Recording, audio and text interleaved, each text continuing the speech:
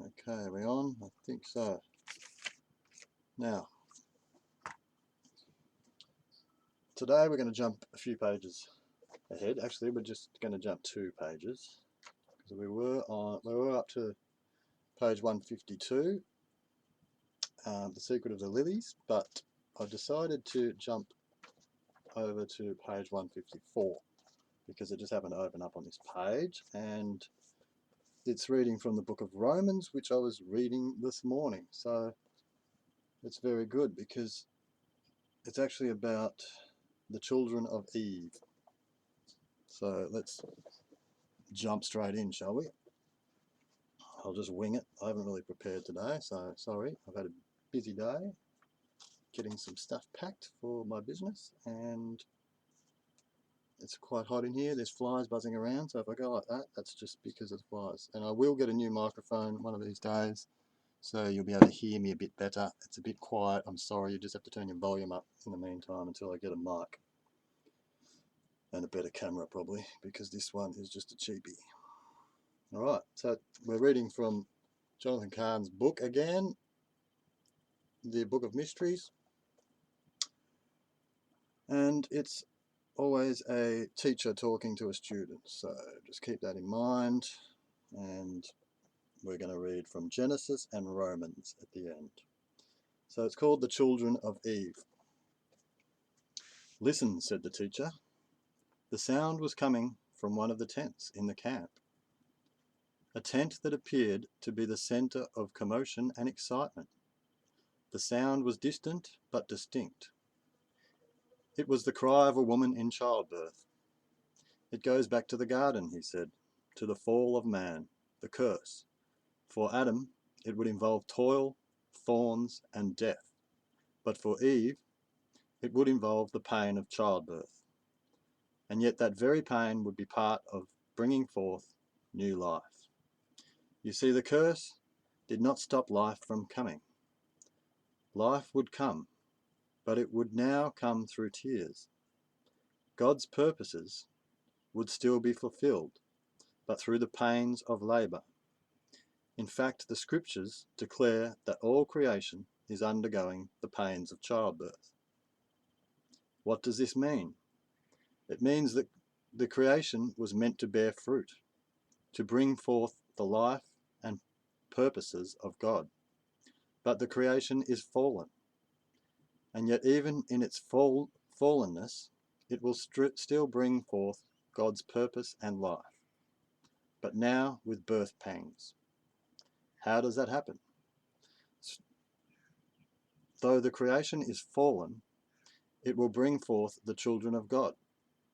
Through the darkness and brokenness of the creation, God's children will be born, but now through the pains of childbirth, through the birth pangs of emptiness, of disillusionment, of frustration, of disappointment, of broken dreams, of unanswered longings, of wounding and of tears. The creation groans to bring forth God's life. So when I was reading Romans this morning, I was a little bit upset, I'll admit. I am going through some tough times, but I'm sorting it out. It's part of being a child of Israel. Remember I said what the meaning of Israel was in the previous episode? Well, that's what it is, a struggle with God and a struggle with man. So there's nothing unusual about that, and you should take joy in your trials and tribulations, because that's all part of it. Be happy. Okay. "Listen," I said. At that moment, there was an eruption of shouting and joy from the tent. The child was born. "And now," said the teacher, "she will forget her pain in the joy of her new life. So too it is for the children of God. Whatever pains and tears they knew in the old life now become the birth pangs of new life. So don't despise the tears, but know that in God every tear will bring forth birth, and every sorrow new life. And the tears of this world are forgotten in the joy and miracle of new life." And today's mission: remember how God used emptiness, pain, and brokenness to bring you new life. So let every pain of this life become the pangs of birth. And we're going to read from Genesis 3:16, Romans 8:22 to 23. Okay. I think I read, did I skip ahead there? I don't know. I'll go back over it anyway. And I can always add to it or do another one later on. So we're going to read Genesis 3:16. It's important to read scripture and look at the context that the story is talking about. So 3:16, here we go.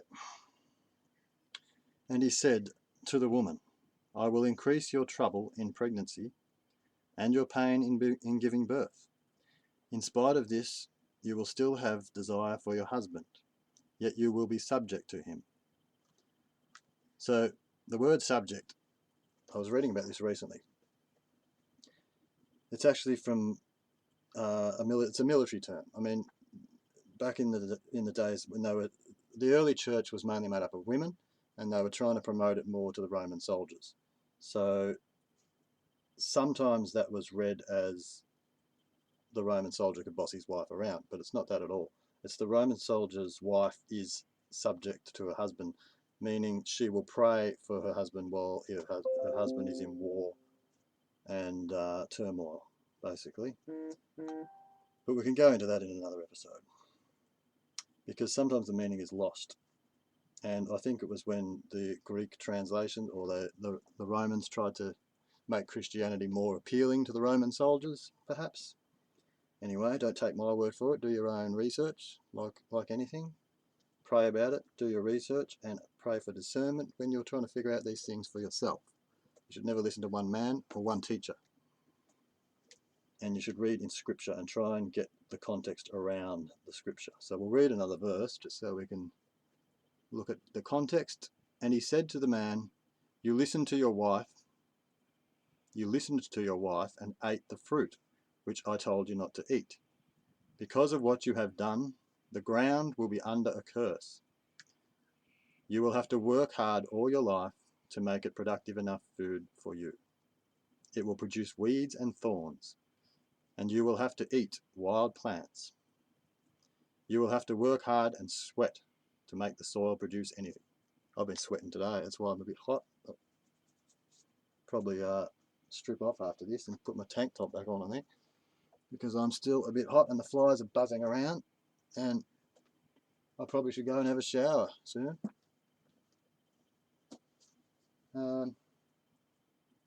Lucky you can't smell me through the camera. Romans 8:22. So we're going to jump ahead to Romans, which is a good book, and I was reading most of it this morning.